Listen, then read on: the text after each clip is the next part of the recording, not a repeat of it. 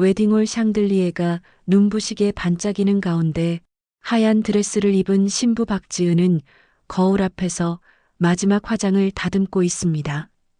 분홍빛 립스틱을 바르며 미소를 지어보지만 어딘지 어색한 표정입니다. 오늘은 분명 인생에서 가장 행복한 날이어야 하는데 가슴 한편이 묘하게 답답합니다. 지은아, 정말 예쁘다. 뒤에서 들려온 목소리에 지은이 돌아보니 친구들이 박수를 치며 다가오고 있습니다. 하지만 지은의 시선은 거울 너머로 보이는 한 사람에게 고정되어 있습니다. 강미란, 그녀의 시어머니가 될 사람입니다. 미라는 짙은 남색 한복을 단정하게 차려입고 있습니다. 외견상으로는 우아하고 품이 있어 보이지만 그녀의 눈빛에는 차갑고 날카로운 무언가가 스며 있습니다. 지은을 바라보는 시선이 마치 불량품을 검수하는 것처럼 느껴집니다. 어머님, 지은이 조심스럽게 인사하자 미란의 입가에 형식적인 미소가 떠오릅니다. 신부가 정말 아름답네요. 우리 준호가 복이 많아요. 표면적으로는 완벽한 칭찬이지만 지은은 그 말 속에 숨어 있는 미묘한 거리감을 놓치지 않습니다. 우리 준호라는 표현, 그리고 복이 많다는 말에는 마치 내가 우리 아들에게는 과분하다는 뜻이 담겨 있는 것 같습니다. 감사합니다, 어머님. 앞으로 잘 부탁드려요. 지은이 정중하게 대답하지만 미라는 이미 시선을 다른 곳으로 돌리고 있습니다. 마치 더 이상의 대화는 필요 없다는 듯이 말입니다. 웨딩홀로 이동하는 동안 지은은 신랑 김준호와 팔짱을 끼고 걸어갑니다. 준호는 들뜬 표정으로 이런저런 이야기를 하지만 지은의 마음은 계속 어머니 강미란에게 머물러 있습니다. 준호야, 어머님이 나를 좀 어려워하시는 것 같은데. 무슨 소리야? 엄마가 너를 정말 좋아하신다고 하셨는데. 준호는 태평스럽게 웃지만 지은은 그렇게 간단한 문제가 아니라는 것을 직감합니다. 결혼식이 시작됩니다. 화려한 음악이 울려 퍼지는 가운데 지은이 버질로드를 걸어 내려갑니다. 하객들의 박수와 축하 인사가 쏟아지지만 지은의 눈에는 유독 한 사람만 보입니다. 미란이 앉아있는 신랑 측 최전석에서 그녀는 냉정한 표정으로 지은을 바라보고 있습니다. 박수도 치지 않은 채 팔짱을 끼고 앉아있는 모습이 마치 재판관 같습니다. 저 여자가 정말 우리 집안에 맞을까? 미란의 머릿속에는 의구심이 가득합니다. 박지은, 평범한 중산층 가정 출신의 대학교 영문과를 나와 작은 출판사에 다니는 평범한 직장인입니다. 반면 그들 집안은, 아니, 이건 아무도 모르는 일입니다. 결혼식이 진행되는 동안 미라는 계속 불안합니다. 남편이 세상을 떠나기 전에 남긴 그 말들이 자꾸 머릿속에 떠오릅니다. 여보, 내가 죽으면 변호사 송 선생을 찾아가세요. 유언장이 있으니까. 무슨 유언장? 당신이 유언장을 따로 써뒀다고? 미안해요. 아직은 말할 수 없어요. 시기가 되면 자연스럽게 알게 될 거예요. 그 후 남편은 갑작스럽게 세상을 떠났고 미라는 그 유언장을 아직 확인하지 못했습니다. 송 변호사는 아직 때가 아니다라며 계속 미뤘고 그 이유를 알 수 없어 미라는 불안해했습니다. 설마 그 유언장에 며느리와 관련된 내용이 있는 건 아니겠지? 미란의 불안은 날이 갈수록 커져갑니다. 특히 지은처럼 똑똑하고 당찬 여자가 들어오면서 그 불안은 더욱 증폭됩니다. 이제 신랑과 신부는 혼인서약을 낭독해 주세요. 사회자의 안내에 따라 준호와 지은이 혼인서약서를 듭니다. 준호가 먼저 낭독을 시작합니다. 나 김준호는 박지은을 아내로 맞이하여 기쁠 때나 슬플 때나 건강할 때나 아플 때나 평생 함께 하겠습니다. 이어서 지은의 차례입니다. 그녀는 마이크를 잡고 시어머니를 한번 바라본 후 또렷한 목소리로 말합니다. 나 박지은은 김준호를 남편으로 맞이하여 그리고 김준호의 가족을 내 가족으로 받아들여 서로 존중하고 사랑하며 평생 함께 하겠습니다. 지은의 시선이 미란에게 고정되었을 때 미란은 묘한 기분을 느낍니다.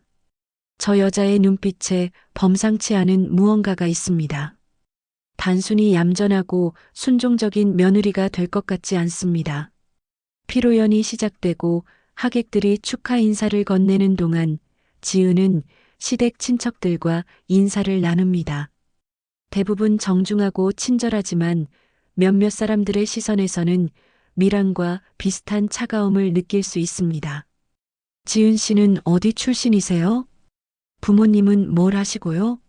집은 어디 살아요? 질문들이 쏟아지지만 지은은 당황하지 않고 차근차근 대답합니다. 하지만 질문할 때마다 사람들의 표정이 미묘하게 변하는 것을 놓치지 않습니다. 마치 역시 우리와는 다른 계층이구나라는 표정들입니다.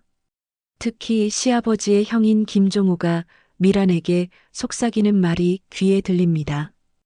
미란아, 준호가 좀 성급했네. 뭐하러 이런. 형님, 조용히 해주세요. 오늘은 축하하는 날이잖아요. 미란이 제지하지만 그녀의 표정도 편하지 않습니다. 지은은 그 순간 깨닫습니다. 자신이 이 집안에서는 환영받지 못하는 존재라는 것을 말입니다. 하지만 그녀는 굽히지 않습니다. 오히려 더욱 당당하게 어깨를 펴고 미소를 짓습니다. 좋아. 그럼 진짜 실력을 보여드리지. 결혼식이 끝나고 집으로 돌아가는 길에 미라는 혼자 차 안에서 깊은 생각에 잠깁니다. 그 여자 보통이 아니야. 분명 뭔가 꿍꿍이가 있을 거야. 하지만 정작 미란 자신도 숨기고 있는 것이 있습니다. 남편이 남긴 유산의 규모, 그리고 그 유언장에 담겨 있을 비밀입니다. 그리고 무엇보다 자신이 젊은 시절에 이 집안에 들어왔을 때 겪었던 그 일들. 미란의 손이 가방 속 낡은 열쇠를 만집니다. 서재 깊숙한 곳에 숨겨둔 상자의 열쇠입니다. 그 안에는 이 집안의 진짜 비밀이 담겨 있습니다. 지은아, 내가 아무리 똑똑해도 우리 집안의 진짜 모습은 상상도 못할 거야. 하지만 미라는 아직 모릅니다. 지은 역시 보통 사람이 아니라는 것을, 그리고 곧 그녀가 발견하게 될 그 비밀이 두 사람의 운명을 완전히 바꿔놓으리라는 것을 말입니다. 결혼식의 화려함 뒤에 드리워진 그림자는 이제 막 시작된 것입니다.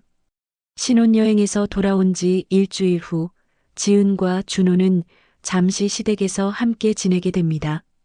새 아파트 인테리어가 끝날 때까지만이라는 조건이었지만 지은에게는 마치 시험 기간처럼 느껴집니다. 지은아, 일어났니? 이른 아침 미란의 목소리가 문 너머로 들려옵니다. 시계를 보니 아직 6시 반입니다. 지은은 평소 7시 반에 일어나는 편이었는데 벌써 3번째 이런 일이 반복되고 있습니다. 네, 어머님. 곧 나갈게요. 지은이 서둘러 옷을 갈아입고 나가니 미란이 거실에서 기다리고 있습니다. 단정한 홈웨어 차림에 머리까지 말끔히 빗어넘긴 모습입니다. 우리 집에서는 원래 일찍 일어나는 편이야. 준호 아버지도 평생 6시에 기상하셨거든. 아, 네. 앞으로 주의하겠습니다. 지은이 고개를 끄덕이며 대답하지만 속으로는 의문이 듭니다. 준호는 왜 아무 말도 안 했을까? 그리고 왜 나만 일찍 일어나라고 하는 걸까? 아침 식사 준비가 시작됩니다. 미라는 지은에게 하나하나 설명해 줍니다. 우리 준호는 계란 후라이를 특별히 좋아해. 노른자가 반숙이어야 하고 소금을 살짝만 뿌려줘야 해. 국은 항상 된장국이야. 다른 국은 별로 안 좋아하거든. 밥은 조금 되직하게 해야 해. 너무 무르면 안 돼. 지은은 정중하게 듣고 있지만 점점 답답함을 느낍니다.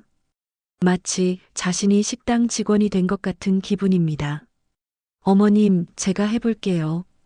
요리는 좀 할 줄 아니까요. 지은이 앞치마를 두르며 말하자 미란의 표정이 미묘하게 변합니다. 아, 그래. 그럼 한번 해보렴. 우리 준호 입맛은 까다로운데. 지은이 아침을 준비하는 동안 미라는 옆에서 계속 지켜보며 간섭합니다. 계란 너무 익히는 거 아니야? 국물이 좀 짠 것 같은데. 밥이 너무 질척해 보이는데. 매번 잔소리를 들으면서도 지은은 참습니다. 하지만 마지막에 미란이 한마디가 지은의 인내심을 시험합니다. 역시 처음이라 서툴래. 나중에 내가 다시 가르쳐 줄게. 지은은 잠시 멈춰서서 미란을 바라봅니다. 그리고 조용하지만 단호한 목소리로 말합니다. 어머님, 제가 요리를 못한다고 생각하시나요? 아니야, 그런 게 아니라. 그럼 한 번만 믿고 기다려주시면 안 될까요? 준호가 좋아할지 안 할지는 준호가 먹어본 후에 판단하는 게 맞는 것 같은데요. 순간 미란의 표정이 굳어집니다.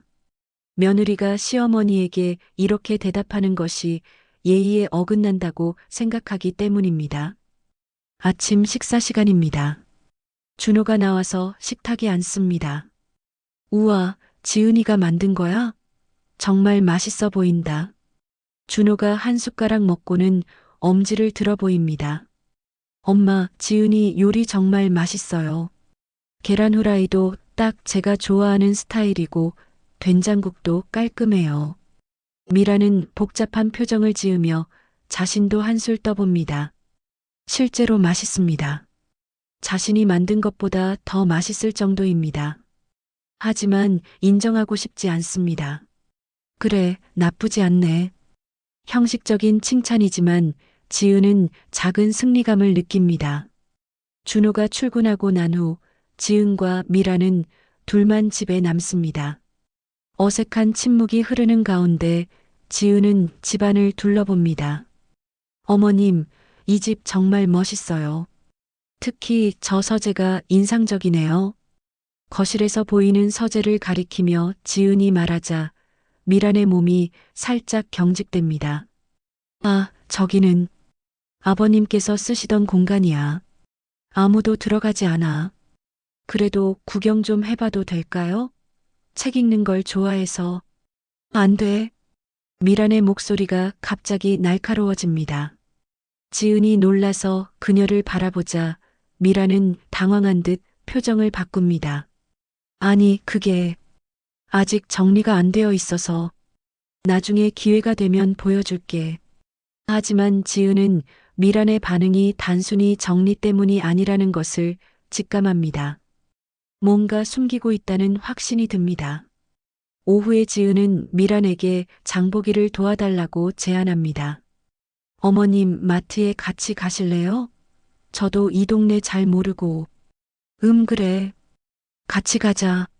마트에 가는 길에 지은은 주변 이웃들과 인사하는 미란을 관찰합니다. 모든 사람들이 미란을 정중하게 대하고 마치 이 동네의 중요한 인물처럼 대접받습니다. 사모님, 며느리분이시네요. 정말 예쁘세요. 강 사모님 댁은 며느리도 복 받으셨네요. 칭찬을 듣는 미란의 표정이 조금 누그러집니다. 하지만 여전히 지은을 바라보는 시선에는 경계심이 섞여 있습니다. 마트에서 장을 보는 동안 지은은 미란의 소비 패턴을 관찰합니다.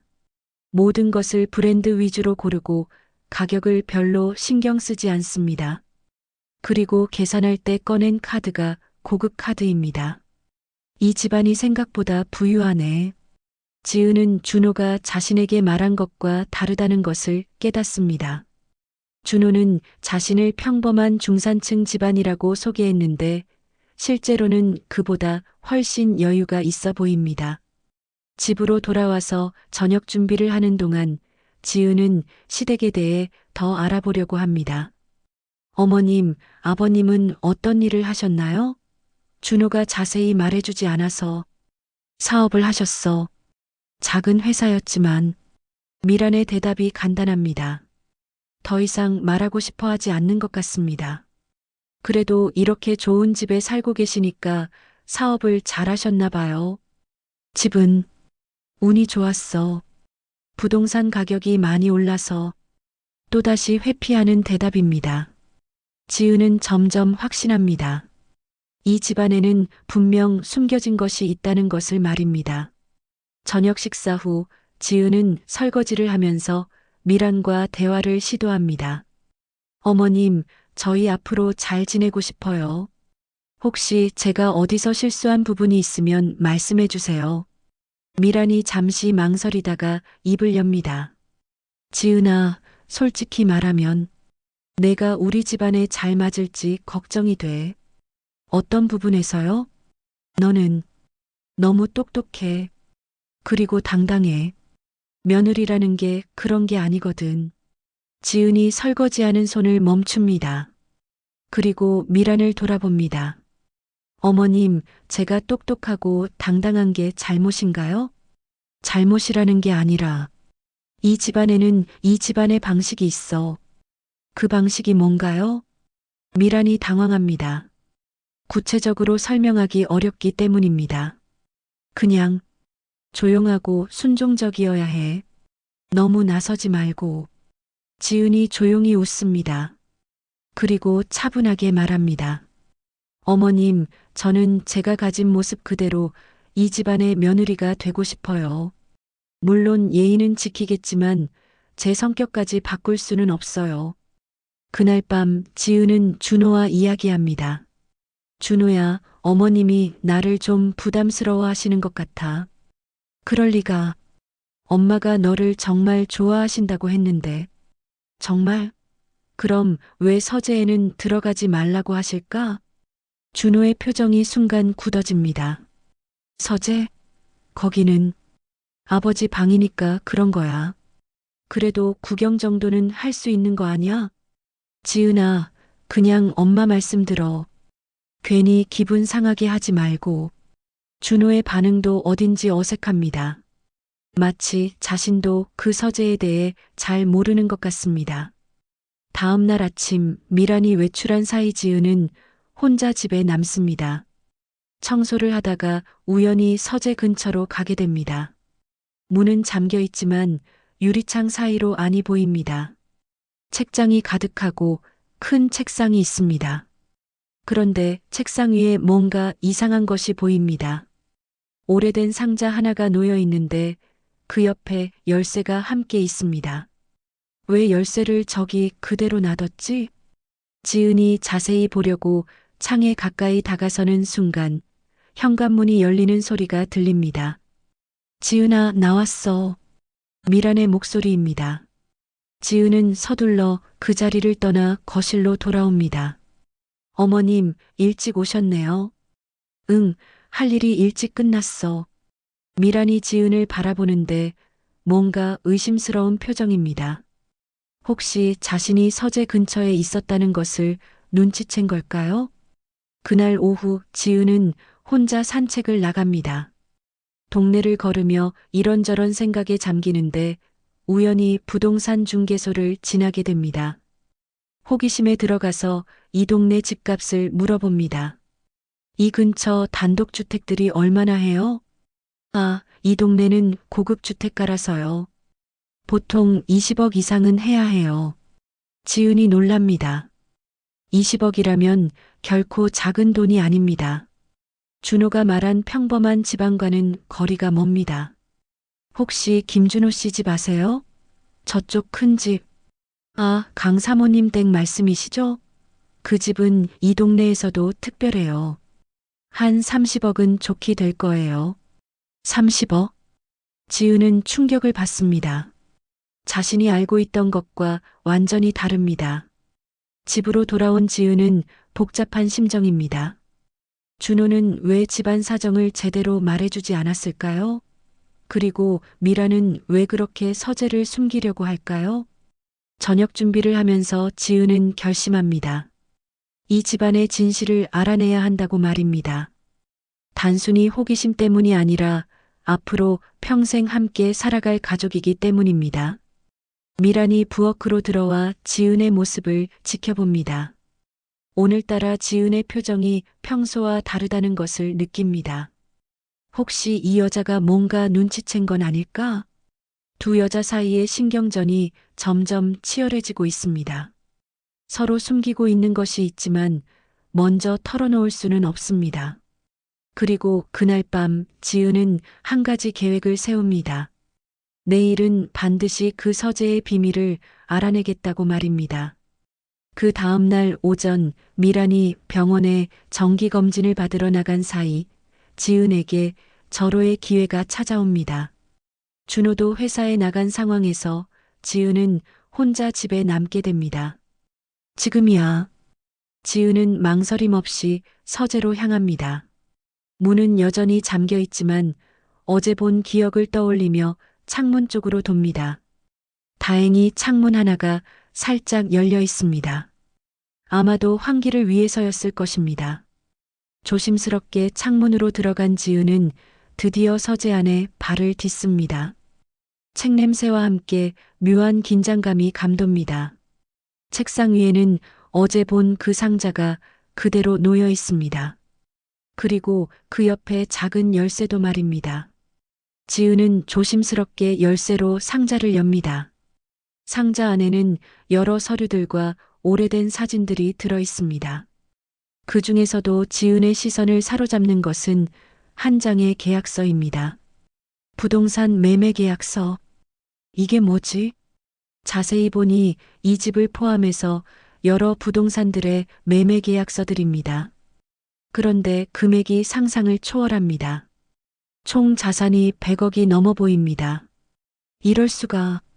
지은이 중얼거리는 순간 또 다른 서류가 눈에 띕니다. 유언장 초안이라고 쓰여 있는 서류입니다. 유언장을 읽던 지은의 얼굴이 점점 놀라움으로 변합니다. 그 내용은 충격적이었습니다. 나 김정호는 정신이 온전한 상태에서 다음과 같이 유언한다.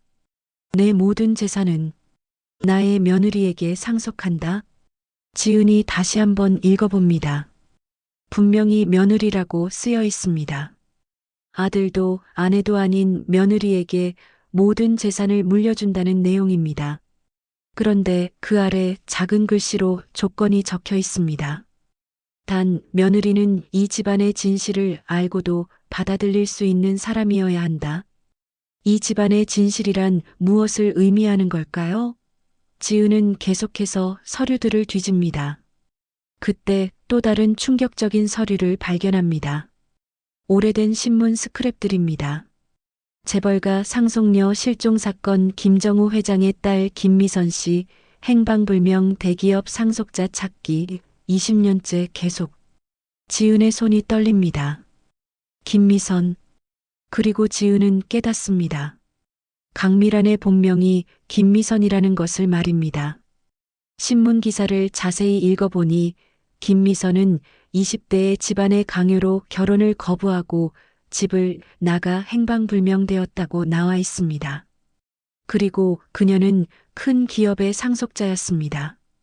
그럼 어머님이. 더 충격적인 것은 그 다음에 나온 서류들입니다. 김미선, 즉 미란이 다른 이름으로 위장 결혼한 기록들이 있습니다. 그리고 그 남편이 바로 준호의 아버지 김정호였습니다. 하지만 김정호도 평범한 사람이 아니었습니다. 그는 미란의 정체를 알고 접근한 사람이었습니다. 그리고 둘 사이에는 묘한 거래가 있었습니다. 서류 속에는 둘 사이의 계약서가 들어 있습니다. 김미성강 미란은 김정호와 계약 결혼을 하며 서로의 비밀을 지켜준다. 김정호는 미선의 과거를 숨겨주고 미선은 정호의 사업을 도와준다. 지은이 계속 서류를 뒤지니 더욱 놀라운 진실이 드러납니다. 준호의 아버지 김정호는 사실 미란의 친족이었던 것입니다. 먼 친척 관계였지만 그는 미란의 상속권을 노리고 계약 결혼을 제안한 것입니다. 하지만 결혼 후 몇 년이 지나면서 두 사람 사이에는 진짜 사랑이 생겨났습니다. 그리고 아들 준호가 태어났습니다. 그런데 김정우가 갑작스럽게 병으로 세상을 떠나기 전 그는 놀라운 결정을 내립니다. 모든 재산을 아내가 아닌 며느리에게 물려주겠다는 유언장을 작성한 것입니다. 지은이 서류를 정리하려는 순간 현관문이 열리는 소리가 들립니다. 지은아, 나왔어. 미란의 목소리입니다. 예상보다 일찍 돌아온 것입니다. 지은은 서둘러 서류들을 원래 자리에 정리하고 창문으로 빠져나갑니다. 거실에서 책을 읽는 척하고 있던 지은을 본 미란이 의심스러운 표정을 짓습니다. 지은아, 뭐 하고 있었니? 책 읽고 있었어요, 어머님. 그래. 병원에서 일찍 끝나서 왔는데. 혹시 어디 나갔다 온 거 아니야? 미란의 질문이 점점 예리해집니다. 지은은 최대한 자연스럽게 대답합니다. 아니요, 계속 집에 있었어요. 하지만 미란의 의심은 쉽게 가시지 않습니다. 그날 저녁 온 가족이 모여 저녁을 먹습니다. 분위기는 평소보다 무겁습니다. 지은은 계속 미란을 관찰하고 미란도 지은을 예의주시합니다. 준호야, 회사 일은 어때? 미란이 아들에게 말을 거는데 그 목소리가 평소보다 경직되어 있습니다. 괜찮아요, 엄마. 요즘 프로젝트가 하나 있어서 좀 바빠요. 그래. 우리 지은이는 뭐하고 지내니? 미란이 지은에게 시선을 돌립니다. 그 눈빛에 의심이 가득합니다. 집에서 살림 배우고 있어요. 아직 서툴지만요. 지은이 웃으며 대답하지만 속으로는 긴장하고 있습니다. 식사가 끝나고 설거지를 하는 동안 미란이 지은에게 다가와 속삭입니다. 지은아, 혹시 우리 집에서 특별한 걸 본 적 있니? 순간 지은의 손이 멈춥니다. 하지만 모르는 척합니다. 특별한 게 뭔가요? 아니야, 그냥. 혹시 서재 쪽에 가본 적 있냐고 물어본 거야. 미란의 질문이 직접적입니다. 지은은 잠시 망설이다가 대답합니다. 어머님이 들어가지 말라고 하셨잖아요. 그래, 잘했어. 앞으로도 절대 들어가면 안 돼. 미란의 목소리에 강한 경고가 담겨 있습니다. 그날 밤 지은은 잠들지 못하고 뒤척입니다. 오늘 알게 된 진실들이 머릿속에서 정리되지 않습니다. 미란이 재벌가 출신이라는 것, 준호의 아버지와 계약 결혼을 했다는 것, 그리고 모든 재산이 며느리인 자신에게 상속된다는 것. 하지만 왜 며느리에게? 그리고 이 집안의 진실을 받아들일 수 있는 사람이어야 한다는 조건은 뭘 의미하는 거지? 다음 날 아침 지은은 결심합니다. 더 이상 숨기지 않고 직접 물어보기로 한 것입니다. 아침 식사를 준비하면서 지은이 미란에게 말합니다. 어머님, 저희 진솔하게 이야기해봐요. 무슨 이야기? 어머님의 진짜 이름은 김미선이시죠? 순간 미란의 얼굴이 하얗게 질립니다. 손에 들고 있던 컵이 떨어져 깨집니다. 뭐라고? 그리고 어머님은 재벌가 출신이시고 아버님과는 계약 결혼을 하신 거죠? 미란이 주저앉습니다. 지은이 모든 것을 알고 있다는 것을 깨달은 것입니다. 넌 어떻게? 미란의 목소리가 떨립니다. 서재에 있는 서류들을 봤어요. 어머님이 숨기려고 했던 모든 것들을 말이에요. 지은이 차분하게 말하자 미란의 표정이 절망으로 변합니다. 그럼 내가 나와 결혼한 것도 돈 때문인 거구나. 너도 알고 있었던 거야. 뭐라고요? 이번엔 지은이 놀랍니다. 자신이 미리 알고 있었다고 생각하는 미란을 보며 어이가 없습니다. 어머님, 저는 아무것도 몰랐어요. 어제야 우연히 알게 된 거라고요. 거짓말. 미란이 소리를 지릅니다. 우연일 리가 없어. 분명 누군가 시킨 거야. 내 재산을 노리고. 그 순간 현관문이 열리고 준호가 들어옵니다. 뭔가 중요한 서류를 집에 두고 와서 가지러 온 것입니다. 엄마, 지은아, 무슨 일이야? 왜 이렇게 시끄러워? 두 여자가 대치하고 있는 모습을 본 준호가 당황합니다. 준호야, 내 아내가 우리 집안 비밀을 다 알았어. 미란이 아들에게 호소합니다. 무슨 비밀? 엄마, 무슨 이야기를 하는 거예요? 준호가 혼란스러워하자 지은이 차분하게 설명합니다. 준호야, 어머님의 본명은 김미선이고 재벌가 출신이셔. 그리고 내 아버지와는 계약 결혼을 하신 거야. 준호의 얼굴이 점점 놀라움으로 변합니다. 뭐라고? 그런 게 어디 있어? 엄마, 이게 사실이에요? 미란이 고개를 떨구며 대답합니다. 그래, 사실이야. 준호가 주저앉습니다. 자신이 알고 있던 모든 것이 거짓이었다는 충격에 빠진 것입니다. 그럼 우리 집이 이렇게 잘 사는 이유도 내 친가 재산이야. 미란의 고백이 계속됩니다. 나는 20대에 집안의 강요로 하는 결혼이 싫어서 도망쳤어. 그때 내 아버지를 만났고 서로 도움이 되는 조건으로 결혼했지. 그럼 저희는 준호가 말을 잇지 못합니다. 하지만 시간이 지나면서 우리는 정말 사랑하게 되었어. 그리고 너를 낳았고 미란의 눈에 눈물이 고입니다. 그런데 왜 지금까지 숨기셨어요? 지은이 조용히 물어봅니다. 내 친가에서는 아직도 나를 찾고 있어.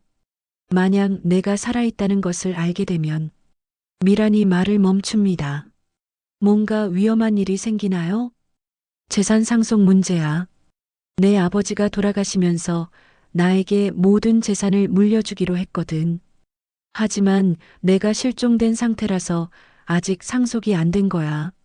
지은이 고개를 끄덕입니다. 이제 이해가 됩니다.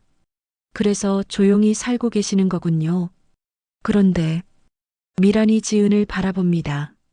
내 남편이 유언장을 남겼어. 모든 재산을 며느리에게 물려준다고. 준호가 깜짝 놀랍니다. 아버지가 왜 나한테가 아니라 지은이한테요? 아버지는 이 집안의 진실을 알고도 받아들일 수 있는 사람에게만 재산을 물려주고 싶어 했어. 미란이 쓴웃음을 짓습니다. 그리고 며느리라면 아마 지은이를 염두에 두고 계셨을 거야. 지은이 충격에 빠집니다. 그럼 아버님이 저를 미리 아셨다는 건가요? 아니야. 아버지는 준호가 어떤 사람과 결혼할지 모르셨어. 하지만 그 사람이 우리 가족의 진실을 받아들일 수 있다면 그 사람이야말로 진짜 가족이 될 자격이 있다고 생각하셨던 것 같아. 세 사람은 한동안 말없이 서로를 바라봅니다. 충격적인 진실들이 모두 드러난 지금 이들의 관계는 완전히 달라질 수밖에 없습니다. 지은이 먼저 입을 엽니다. 어머님, 저는 돈 때문에 이 집안에 들어온 게 아니에요. 준호를 사랑해서 결혼한 거예요. 정말이야? 미란의 목소리에 간절함이 담겨 있습니다. 네. 그리고 지금 이 진실을 알았다고 해서 달라지는 건 없어요. 저희는 여전히 가족이니까요. 미란의 눈에서 눈물이 흐릅니다. 지은의 말이 진심이라는 것을 느끼기 때문입니다. 하지만 이것은 시작에 불과합니다. 곧 더 큰 위기가 이들을 기다리고 있기 때문입니다. 진실이 모두 드러난 지 일주일 후 평온했던 일상에 갑작스러운 변화가 찾아옵니다. 그날 오후 한 남자가 집 앞에 나타납니다. 정장을 단정하게 차려입고 비싼 차에서 내린 50대 남성이 초인종을 누릅니다. 미란이 문을 열어보니 낯선 사람입니다. 안녕하세요. 김미선 씨 맞으신가요? 그 순간 미란의 얼굴이 하얗게 질립니다. 20년 넘게 숨겨온 본명을 누군가 불렀기 때문입니다. 누구세요? 저는 변호사 이정민입니다. 김 회장님 댁에서 나왔습니다. 김 회장, 미란의 아버지를 가리키는 말입니다. 미란은 다리에 힘이 빠지는 것을 느낍니다. 거실에 앉은 변호사 이정민은 서류 가방을 꺼내며 말합니다. 김 회장님께서 작년에 돌아가셨습니다. 그리고 유언에 따라 모든 재산을 미선 씨에게 상속하기로 했습니다. 미란이 충격에 빠집니다. 아버지가 돌아가셨다는 소식을 이제서야 듣게 된 것입니다. 아버지가 언제? 6개월 전입니다. 생전에 미선 씨를 찾으라고 하셨고 드디어 찾아낸 것입니다. 그때 지은이 부엌에서 나와 상황을 파악합니다. 준호는 아직 회사에서 돌아오지 않은 상태입니다. 그런데 문제가 있습니다. 변호사의 표정이 심각해집니다. 미선 씨의 사촌들이 상속에 이의를 제기했습니다. 미선 씨가 20년 넘게 행방불명이었으니 상속권을 포기한 것으로 봐야 한다고 주장하고 있습니다. 그게 무슨 말씀이세요? 지은이 미란을 대신해서 물어봅니다. 법적으로 보면 복잡한 문제입니다. 하지만 김 회장님이 남긴 유언장이 명확하니 미선 씨가 직접 나서서 상속 의사를 밝히시면 됩니다. 그럼 어머님이 친가에 가셔야 한다는 말씀인가요? 그렇습니다. 그리고 변호사가 잠시 망설이더니 계속합니다. 사촌들이 사설 탐정까지 고용해서 미선 씨를 찾고 있었습니다. 이미 이 주소도 알고 있을 가능성이 높습니다. 미란의 얼굴이 더욱 창백해집니다. 변호사가 떠난 후 미란과 지은은 심각한 표정으로 마주 앉습니다. 어머님, 어떻게 하실 거예요? 모르겠어. 20년 넘게 피해 살았는데 이제 와서 미란의 목소리가 떨립니다. 상속받으실 거예요? 그게 문제가 아니야. 내가 나타나면 사촌들이 가만히 있지 않을 거야. 그들은 내가 죽었으면 하고 바라던 사람들이거든. 지은이 미란의 손을 잡습니다. 어머님, 혼자 감당하려고 하지 마세요. 저희가 도와드릴게요. 지은아. 미란의 눈에서 눈물이 흐릅니다. 며느리가 이렇게 든든하게 옆에 서 있다는 것이 고맙고 대견합니다. 그날 저녁 준호가 돌아와 상황을 듣고 충격에 빠집니다. 엄마의 친가가 그렇게 큰 기업이었다고요? 응. 그리고 이제 그 모든 재산을 내가 상속받게 됐어. 대단하네요. 그럼 우리가 완전 대부호가 되는 건가요? 준호의 반응이 조금 단순합니다. 지은이 그를 바라보며 말합니다. 준호야, 지금 중요한 건 돈이 아니야. 어머님이 위험할 수도 있다고. 위험하다니? 사촌들이 어머님을 해칠 수도 있다는 뜻이야. 그제서야 준호의 표정이 심각해집니다. 다음 날 아침 예상했던 일이 벌어집니다. 집 앞에 검은색 세단이 나타나고 정장을 입은 남자들이 내려서 집 주변을 서성입니다. 어머님, 저 사람들이 내 사촌들이 보낸 사람들일 거야. 미란이 창문 사이로 내다보며 말합니다. 그녀의 얼굴에는 두려움이 역력합니다. 우리 어떻게 하지? 그때 지은이 단호하게 말합니다. 정면으로 맞서는 거예요. 뭐? 어머님, 20년 동안 도망만 다니셨잖아요. 이제는 당당하게 맞서야 할 때예요. 지은의 목소리에 강한 의지가 담겨 있습니다. 하지만 지은아, 상대는 만만한 사람들이 아니야. 돈과 권력을 가진 사람들이라고. 그럼 우리도 그에 맞는 전략을 세우면 돼요. 지은이 자신 있게 말합니다. 나는 출판사에서 일하면서 법무팀과도 많이 일해봤어요. 그리고 무엇보다 우리에게는 정당한 권리가 있잖아요. 미란이 지은을 새로운 시선으로 바라봅니다. 며느리에게서 놀라운 용기와 지혜를 발견한 것입니다. 그럼 어떻게 할 거야?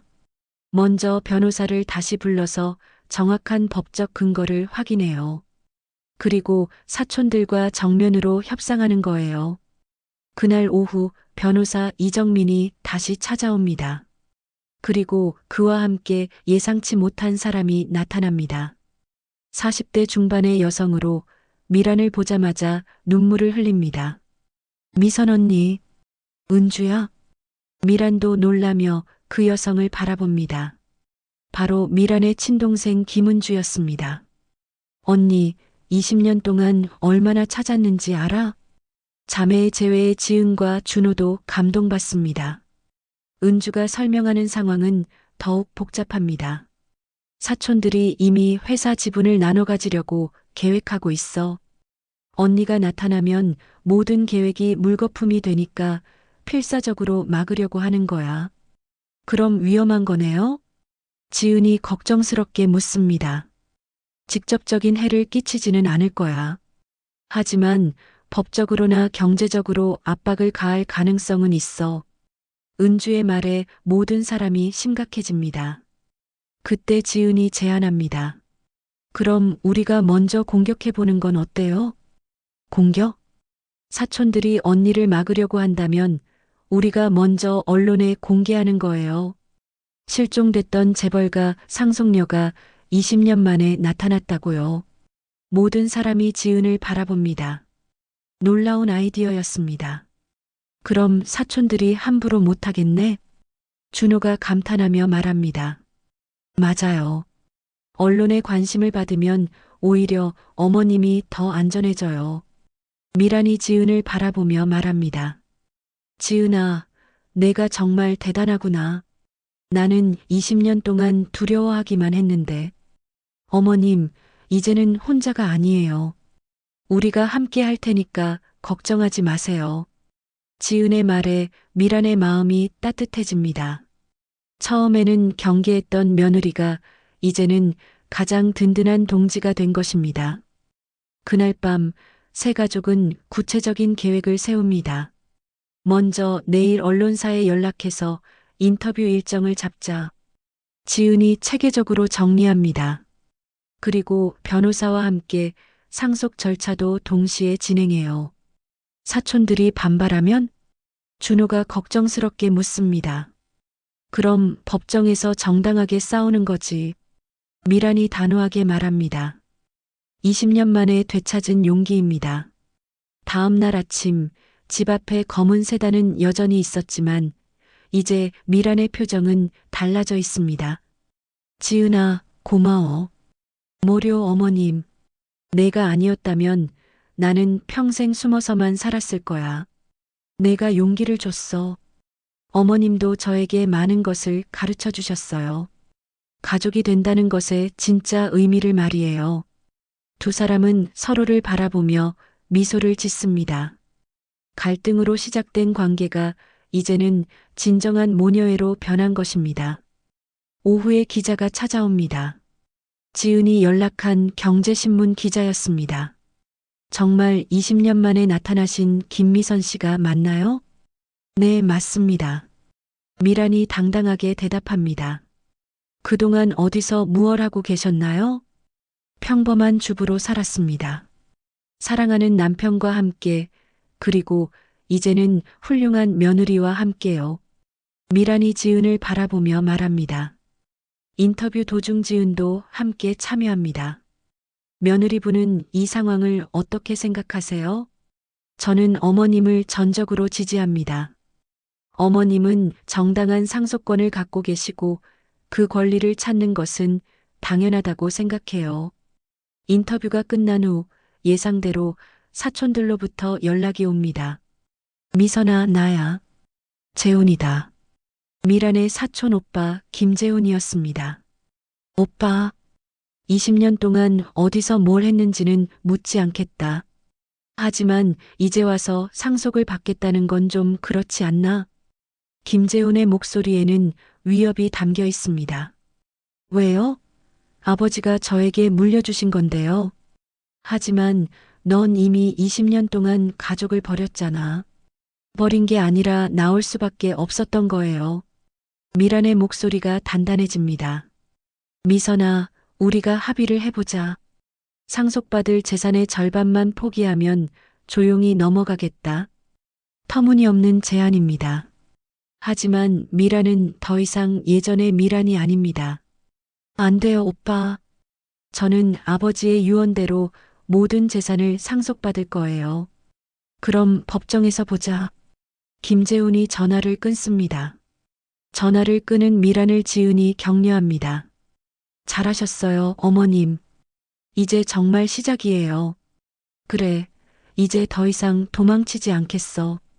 미란의 눈빛에 강한 의지가 담겨 있습니다. 그때 준호가 회사에서 돌아옵니다. 어떻게 됐어요? 내일부터 법정 싸움이 시작될 것 같아. 지은이 상황을 설명해 주자 준호가 두 손을 모으며 말합니다. 그럼 우리 가족이 모두 힘을 합쳐서 싸우는 거네요. 그날 밤 세 사람은 거실에 둘러앉아 마지막 작전 회의를 합니다. 내일부터 본격적인 상속 절차가 시작돼요. 변호사가 설명합니다. 사촌들이 법적으로 이의를 제기할 텐데 우리는 충분한 근거가 있으니까 걱정하지 마세요. 그리고 언론의 관심도 우리에게 유리할 거예요. 지은이 덧붙입니다. 미란이 두 사람을 바라보며 말합니다. 지은아, 준호야. 정말 고마워. 나 혼자였다면 절대 할 수 없는 일이었어. 우리는 가족이잖아요, 어머님. 지은의 말에 세 사람이 모두 웃습니다. 다음 날 새벽 집 앞에 검은 세단이 사라진 것을 발견합니다. 아마도 언론 보도 때문에 감시를 철회한 것 같습니다. 이겼다. 준호가 기뻐하며 소리칩니다. 아직 시작도 안 했는데요. 지은이 웃으며 말합니다. 하지만 첫 번째 승리는 맞아요. 미란도 오랜만에 밝은 표정을 짓습니다. 이제 이들에게는 더 큰 시련이 기다리고 있지만 세 사람은 더 이상 두렵지 않습니다. 진정한 가족이 되었기 때문입니다. 그리고 곧 가장 놀라운 반전이 그들을 기다리고 있다는 것을 아직 모르고 있습니다. 상속 재판이 시작된 지 한 달이 지났습니다. 법정에서는 치열한 공방전이 벌어지고 있지만 미란 측이 우세한 상황입니다. 김 회장의 유언장이 명확하고 미란의 신분도 확실히 증명되었기 때문입니다. 그런데 재판이 막바지에 접어든 어느 날 예상치 못한 일이 벌어집니다. 긴급히 만나야 할 분이 계십니다. 변호사 이정민이 급하게 연락해 온 것입니다. 그와 함께 온 사람은 70대 노신사였습니다. 안녕하세요. 저는 송기철 변호사입니다. 바로 준호 아버지 김정호가 언급했던 그 변호사였습니다. 송 변호사가 가져온 것은 또 다른 유언장이었습니다.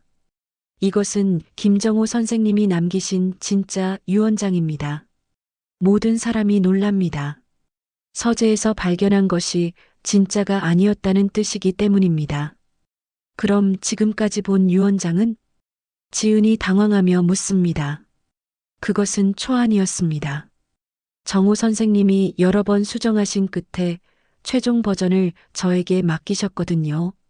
송 변호사가 진짜 유언장을 펼쳐 보입니다. 유언장의 내용은 더욱 놀라웠습니다. 나 김정호는 정신이 온전한 상태에서 다음과 같이 유언한다. 내 모든 재산과 아내 강미랑 김미선이 상속받을 친가의 모든 재산은 우리 가족 전체가 공동으로 소유한다. 공동 소유? 준호가 의아해합니다. 네. 그리고 그 관리는 며느리 박지은에게 위임한다. 지은이 깜짝 놀랍니다. 저요? 왜 저한테요? 송 변호사가 계속 읽어줍니다. 김정호는 다음과 같이 판단한다. 아내 미선은 오랫동안 숨어 살면서 재산 관리에 대한 부담을 가지고 있다. 아들 준호는 아직 젊어서 큰 재산을 관리할 경험이 부족하다. 하지만 며느리는 이 집안의 진실을 알고도 받아들일 수 있을 만큼 현명하고 동시에 가족을 사랑할 수 있을 만큼 따뜻한 사람이다. 미란과 준호가 지은을 바라봅니다. 김정호가 며느리를 얼마나 신뢰했는지 알 수 있는 대목입니다. 따라서 며느리가 모든 재산을 관리하되 그 목적은 가족의 행복과 사회 기여를 위함이어야 한다. 송 변호사가 유언장을 덮으며 말합니다. 정호 선생님은 지은 씨를 직접 만나본 적은 없지만 준호 씨를 통해 많은 이야기를 들으셨습니다. 그리고 확신하셨죠. 이 사람이라면 우리 가족을 지킬 수 있다고 말입니다. 지은의 눈에서 눈물이 흐릅니다. 시아버지의 깊은 신뢰에 감동받은 것입니다. 하지만 저는 그런 큰 책임을 질 수 있을까요? 혼자 하는 게 아니에요.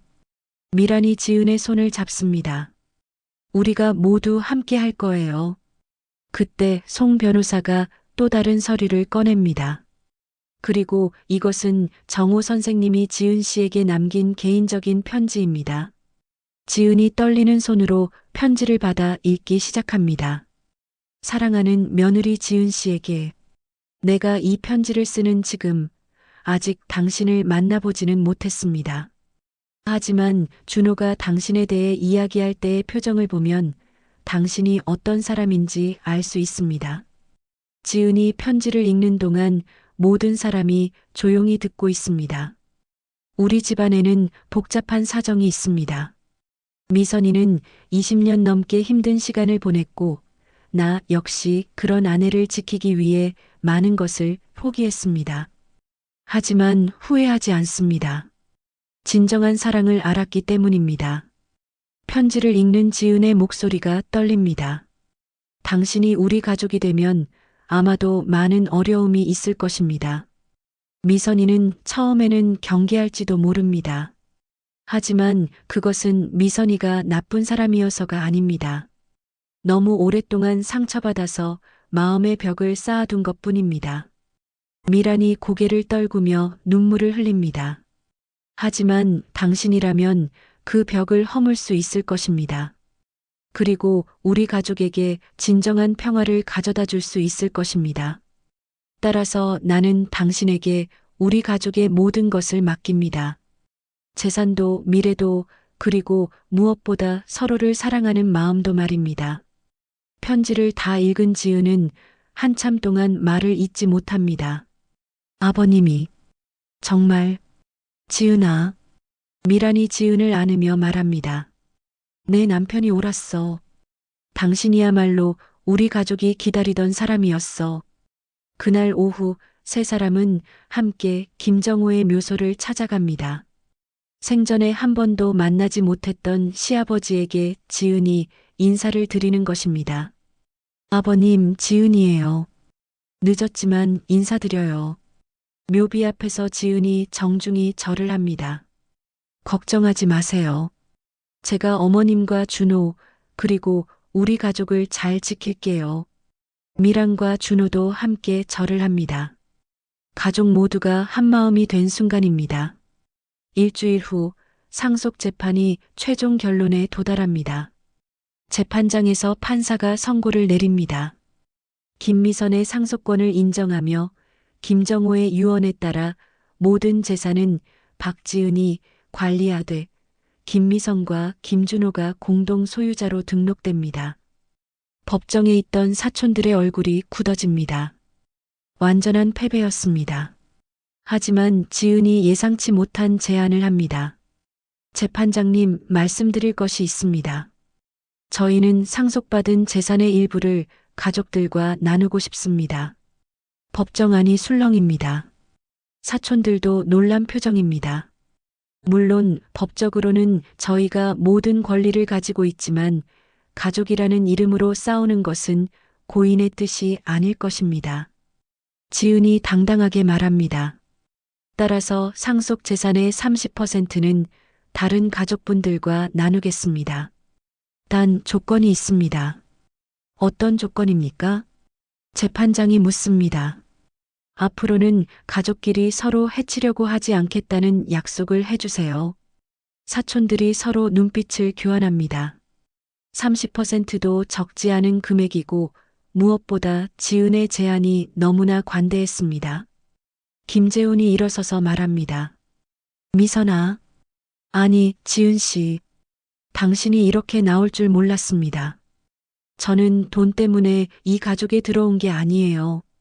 사랑 때문에 들어왔고 그 사랑을 지키고 싶을 뿐이에요. 지은의 진심이 법정에 있는 모든 사람에게 전해집니다.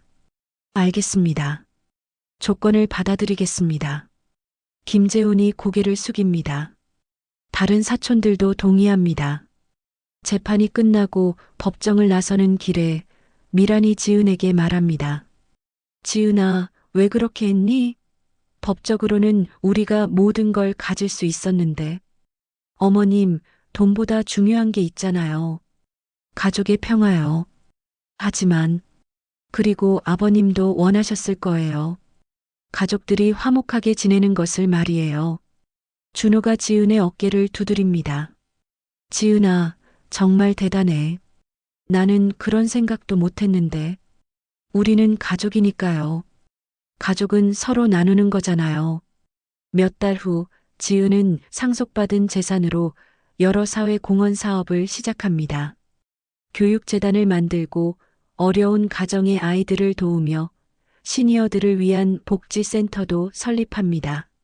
미란도 적극적으로 참여합니다.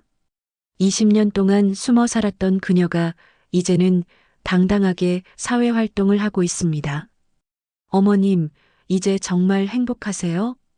그럼, 내가 있어서 정말 행복해. 모녀가 함께 웃으며 복지센터 개소식을 준비합니다. 그날 저녁, 세 가족이 함께 저녁을 먹으며 이야기합니다. 지은아, 처음에 내가 우리 집에 왔을 때를 생각하면 정말 많이 변했구나. 미란이 감회에 젖어 말합니다. 저도 어머님 덕분에 많이 배웠어요. 가족이 된다는 것의 진정한 의미를 말이에요. 그때는 내가 너를 경계했는데 지금 생각하면 정말 부끄러워. 어머님, 그런 말씀 마세요. 어머님도 힘든 시간을 보내셨잖아요. 지은이 미란의 손을 잡습니다. 엄마, 지은아, 우리 정말 좋은 가족이 됐네요. 준호가 뿌듯하게 말합니다. 응, 이제 진짜 가족이야. 미란이 두 사람을 바라보며 미소 짓습니다. 그런데 지은아, 하나 궁금한 게 있어. 뭐예요? 아버님이 왜 하필 내게 모든 걸 맡기려고 하셨을까? 지은이 잠시 생각하더니 대답합니다. 아마도 제가 이 집안의 진실을 알고도 도망가지 않을 거라고 믿으셨던 것 같아요. 그리고 무엇보다 가족을 진심으로 사랑할 수 있는 사람이라고 생각하셨을 거예요. 그래, 아버지가 정말 사람 보는 눈이 있으셨어. 미란이 고개를 끄덕입니다. 어머님, 이제는 저희가 아버님의 뜻을 이어가는 거예요. 서로 사랑하고 사회에도 기여하면서 말이에요. 맞아, 그게 진짜 유산이지. 세 사람이 함께 웃습니다. 그날 밤 지은은 혼자 서재에 앉아 있습니다. 이제는 자유롭게 드나들 수 있는 공간이 된 서재에서 그녀는 일기를 쓰고 있습니다. 오늘로 우리 가족의 진짜 이야기가 시작되었다. 처음에는 단순한 결혼이라고 생각했지만 이제는 안다. 이것은 운명이었다는 것을. 시어머니는 더 이상 나를 경계하지 않으시고 준호는 더 성숙해졌고 나는 진정한 가족의 의미를 배웠다. 그리고 무엇보다 깨달은 것은 진짜 유산은 돈이 아니라는 것이다. 서로를 이해하고 사랑하는 마음, 어려움을 함께 극복하는 의지, 그리고 다른 사람들을 도우려는 따뜻한 마음이야말로 진정한 유산이다. 지은이 펜을 내려놓고 창밖을 바라봅니다. 달빛이 아름답게 비치고 있습니다. 거실에서는 미란과 준호가 내일 복지센터 행사에 대해 이야기하고 있습니다. 엄마, 지은이가 정말 대단한 사람을 만난 것 같아요. 그래, 우리가 정말 복 받았어. 처음에는 왜 그렇게 지은이를 경계하셨어요? 준호가 궁금해서 묻습니다. 너무 완벽해 보여서 뭔가 목적이 있을 거라고 생각했어. 미란이 쓴웃음을 짓습니다. 하지만 지은이의 목적은 단순했어. 우리 가족이 되고 싶은 것이었지. 그리고 나도 배웠어. 가족이 된다는 것은 혈연이 전부가 아니라는 걸. 마음으로 받아들이고 서로를 위해 희생할 수 있는 사람이 진짜 가족인 거야. 엄마도 많이 변하셨어요. 지은이 덕분이지. 그 아이가 내게 용기를 줬어. 두 사람이 지은이 있는 서재 쪽을 바라봅니다. 다음 날 아침 세 사람은 함께 복지센터로 향합니다. 오늘은 센터에서 주최하는 어르신들을 위한 행사가 있는 날입니다. 지은아, 오늘 행사 준비 많이 했지? 네, 어머님. 어르신들이 좋아하실 만한 프로그램들로 준비했어요. 우리 며느리가 정말 똑똑해. 미란이 자랑스럽게 말합니다. 차 안에서 세 사람은 편안하게 대화합니다. 이제는 어떤 어색함도 없습니다. 복지센터에 도착하니 많은 어르신들이 기다리고 있습니다. 그리고 놀랍게도 미란의 동생 은주와 사촌들도 와 있습니다. 언니, 우리도 도우러 왔어. 은주가 웃으며 말합니다. 정말? 고마워. 미란이 감동받습니다. 김재훈도 다가와서 말합니다. 미선아, 아니 지은 씨. 우리도 함께 좋은 일 하고 싶어서 왔습니다. 어머, 정말 감사해요. 지은이 깜짝 놀라며 인사합니다. 행사가 시작되고 온 가족이 함께 어르신들을 돌봅니다. 미라는 어르신들과 이야기를 나누고 준호는 행사 진행을 돕고 지은은 전체를 조율합니다. 정말 보기 좋네요. 한 어르신이 말씀하십니다. 가족이 함께 봉사하는 모습이 참 아름다워요. 감사합니다. 지은이 정중히 인사합니다. 특히 며느리와 시어머니가 이렇게 사이좋은 건 처음 봐요. 그 말에 미란과 지은이 서로를 바라보며 웃습니다. 행사가 끝나고 집으로 돌아가는 길에 미란이 지은에게 말합니다. 지은아, 오늘 정말 행복했어. 저도요, 어머님. 우리가 이렇게 될 줄 누가 알았겠어? 운명이었나 봐요. 지은이 미소 지으며 대답합니다. 그래, 운명. 내가 우리 가족에게 온 것도, 아버지가 내게 모든 걸 맡긴 것도 모두 운명이었어. 그날 밤 세 사람은 거실에 둘러앉아 차를 마시며 이야기합니다. 정말 많은 일이 있었네요. 준호가 감회에 젖어 말합니다. 결혼식 때만 해도 이렇게 될 줄 몰랐어요. 나도 그때는 지은이가 이렇게 훌륭한 사람인 줄 몰랐어. 미란이 솔직하게 말합니다. 어머님도 저에게는 정말 좋은 선생님이세요. 인생의 선배로서 많은 것을 가르쳐 주셨어요. 지은이 진심으로 말합니다. 우리 이제 정말 완벽한 가족이 됐네요.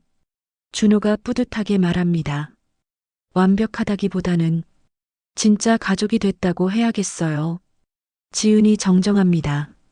맞아, 진짜 가족. 서로의 단점도 알고 때로는 실망도 하지만 그래도 서로를 사랑하는 진짜 가족 말이야. 미란이 두 사람을 바라보며 말합니다. 그리고 가장 소중한 것은 우리가 서로를 위해 변화할 수 있었다는 거예요. 그 순간 지은이 깨닫습니다. 진짜 숨겨진 유산이 무엇인지를 말입니다. 어머님, 준호야. 응? 제가 이제 알겠어요. 아버님이 말씀하신 진짜 유산이 뭔지. 뭔데? 서로를 변화시킬 수 있는 사랑이에요. 그리고 그 사랑으로 다른 사람들도 도울 수 있는 힘이고요. 미란과 준호가 고개를 끄덕입니다. 맞아, 그게 진짜 유산이야. 이제 이들의 새로운 이야기가 시작됩니다. 갈등으로 시작된 관계는 진정한 가족애로 변했고 숨겨진 재산은 사회를 위한 나눔으로 이어졌습니다.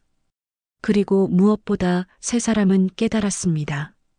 진정한 행복은 돈이 아니라 서로를 이해하고 사랑하는 마음에서 나온다는 것을 말입니다.